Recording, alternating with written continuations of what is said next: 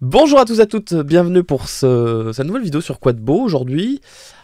Déjà un titre un petit peu spécial, il n'y a pas de numéro, c'est pas un film, c'est pas un manga, et pourtant j'avais envie de vous en parler, puisque voilà, j'ai vécu une expérience, j'ai vu quelque chose, et j'avais envie de partager ça avec vous, au même titre qu'un film au cinéma ou un bouquin que j'aurais lu. Je suis allé voir ce qu'on peut appeler un concert, d'accord, une expérience même, qui s'appelle Candlelight, donc les bougies, la lumière, tout ça, c'était une espèce de concert avec des milliers et des milliers de bougies dans la salle, et je suis donc allé voir un pianiste que vous avez juste là sur la photo, Eric Hartz, français, qui a fait... Et c'est là un petit peu la particularité du truc, et certainement que certains parmi vous connaissent probablement son nom ou son travail, puisque il y a des vidéos YouTube qui le présentent déjà.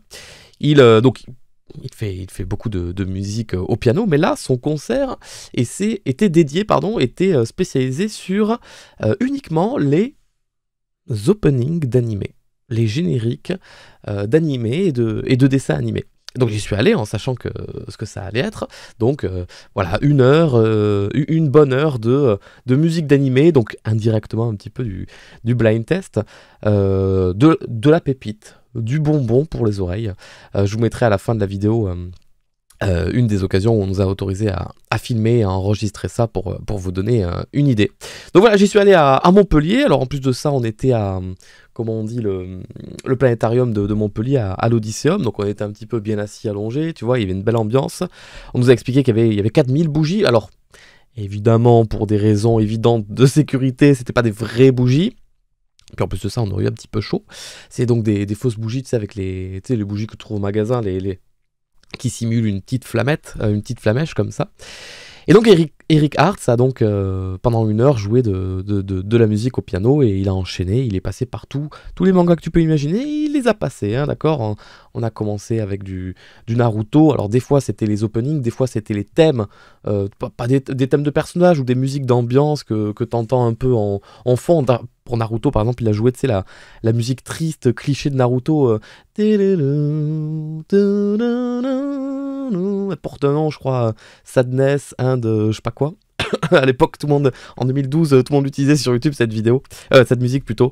Et on a tout fait, Et puis il faisait le show aussi, c'était pas simplement il se pose, il joue pendant une heure, il parle pas, non, il avait son micro, entre chaque musique, il ambiançait un petit peu la salle, il nous chauffait, il nous faisait gueuler un petit peu, et puis il nous disait, bon ben là maintenant je vais faire ça, vous allez deviner et tout, et puis la salle gueulait, c'était toujours très intéressant.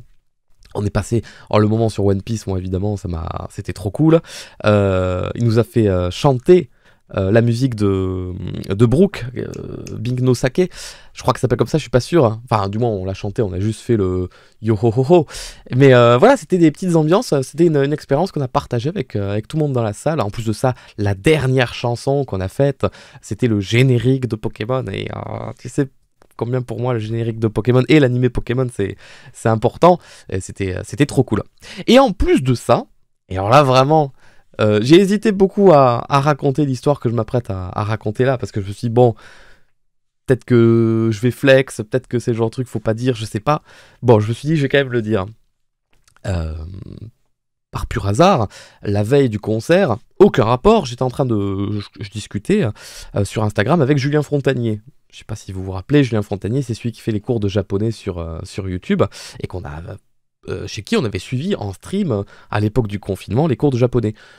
Aucun rapport, d'accord, on papotait juste comme ça, on parlait de Zelda, de trucs comme ça, et la discussion a dévié petit à petit, et moi à un moment donné je lui ai dit, putain, ça serait trop cool un jour que ils nous sortent en France ou dans le monde, enfin qu'on ait l'occasion d'aller voir des orchestres, des gros groupes musicaux comme ça qui jouent toutes les musiques de Zelda, de Mario, Galaxy, des trucs comme ça, tu vois, les musiques épiques qui se joueraient dans une salle comme ça serait trop bien. Et justement, à ce moment-là, Julien, il me dit... ah ben oui, mais moi justement je connais un collègue, Eric Hartz, qui fait du piano et tout, là il est en train de composer un truc sur Zelda, et je fais putain, le monde est petit quoi, quel hasard, je vais le voir demain. Il fait ah ouais, tu vas le voir demain et tout, putain, énorme tout ça. Bon, et après on est passé à autre chose. Et bien pendant son concert, Eric, donc il a fait que des openings d'anime et tout ça, et puis à un moment donné, comme je t'ai dit, il a un micro, il parle et tout, il fait des petites blagues, à un moment donné il dit bon, on va faire une petite pause dans les openings d'anime, et on va aller voir autre chose, mais toujours dans le domaine du Japon. Donc là, je me suis douté, je me suis dit, ah ça y est, on part sur du jeu vidéo. Et en plus, comme la veille, Julien m'avait dit qu'il préparait un truc sur Zelda, je me suis dit, bon, Zelda, let's go. Et là, il commence à midler, donc un espèce de regroupement de plein de musiques différentes de l'univers de Mario. Et ça rendait super bien. Et en plus, ça m'a rappelé forcément le film Mario que j'avais vu au cinéma récemment, et c'était très cool. Et après, il a enchaîné sur Zelda. Et je me suis dit, waouh, trop cool, Zelda. En plus il a mis le générique de fin de Zelda Ocarina of Time, qui est pas forcément une des musiques les plus reconnaissables, tu vois, une des plus connues. Donc ça m'a fait trop plaisir. Et c'était trop cool. Et après, il reprend le micro pour repartir sur les animés. Et puis là, vient ce moment de... Ce moment que tu vis qu'une fois dans une vie, où tu te dis, mais qu'est-ce qui est en train de se passer? Donc Eric, il prend le micro et il dit ah, je vais vous raconter un truc. Hier soir, à 1h30 du mat, je parlais avec un collègue à moi sur Instagram, et il me dit qu'un ami à lui allait venir voir le concert ce soir, et il s'avère que cet ami, je le connais moi aussi, donc il me connaissait par les vidéos YouTube, et donc en gros, il m'a fait une dédicace. Mais il a dit, bon, bah écoutez, là, j'ai pris 10 minutes avant le concert, j'ai appris une petite partition pour lui. Et là, il commence à jouer. Et il commence à jouer le générique de fin de Super Mario 64. Et ceux qui me connaissent bien ou qui m'ont souvent entendu parler de ça dans les streams, vous savez à quel point cette musique, je l'aime, et à quel point elle est importante pour moi. Et j'étais vraiment sur le cul, quoi. Parce que déjà que c'est pas une musique que beaucoup connaissent, pour le coup, c'est comme pour Zelda. Et c'est vraiment une de mes musiques préférées. Et ça m'a fait, tu sais, le sentiment de what the fuck, c'est en train d'arriver, parce que Eric, je lui avais pas parlé, je le connaissais pas du tout, hein, jusque-là. Qu'est-ce qui est en train de se passer? C'est vraiment ça, c'est vraiment moi. Mais attends, mais il est vraiment en train de le jouer, mais il faut que je profite, il faut que j'écoute et tout. Et il y a eu un...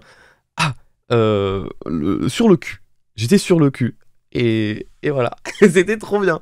J'étais trop content. Et donc après, à la fin du concert, je suis allé le voir, je l'ai remercié et tout. C'était trop cool. Il avait sorti sa partition, il l'avait mis sur son téléphone portable, il jouait, mais au calme. C'est d'une simplicité sans nom. Il était là et impeccable. Il n'a pas fait une seule fausse note ni rien. C'était trop bien. Voilà, donc j'ai passé un bon moment. Donc si à l'occasion, Candlelight et Eric, ils passent dans votre ville... n'hésitez pas à y aller, parce que c'est une petite expérience qui fait plaisir, qui te fout le sourire. Si t'aimes bien évidemment les animés, tu vas être content, surtout qu'à la fin il te fait un petit blind test, il te fait 10 secondes d'un opening et on doit essayer de le deviner et tout. Et puis il y a des moments où il nous fait chanter avec lui et tout ça. Non, ça a vraiment de la gueule, c'était vraiment une super expérience, et je regrette pas du tout d'y être allé. Donc n'hésitez pas à follow Eric Arts sur Instagram. J'imagine qu'il tiendra au jus les dates et les lieux de ses prochains concerts. Par contre, si Candlelight m'écoute par le plus grand des hasards, alors je rappelle que la vidéo n'est pas sponsorisée bien sûr, mais s'il m'écoute par le plus grand des hasards, qu'est-ce que vous attendez pour proposer à Eric de faire un concert de jeux vidéo? Parce que ça serait incroyable. Alors les animés c'est super bien, mais les jeux vidéo, il y a peut-être 1000 fois plus de potentiel de musique, de dinguerie à jouer au piano, et ça pourrait toucher tout autant de personnes, voire plus. J'en suis certain, beaucoup plus. Voilà, c'était ma petite recommandation du jour. Aujourd'hui, c'est pas un film, aujourd'hui, c'est pas un manga. Aujourd'hui, c'est un concert, une expérience musicale. Si vous cherchez sur YouTube, je pense que vous trouverez assez facilement des extraits de ces concerts, ou même des interviews de lui qui le présente. A très bientôt pour de prochaines vidéos sur YouTube. Bye bye.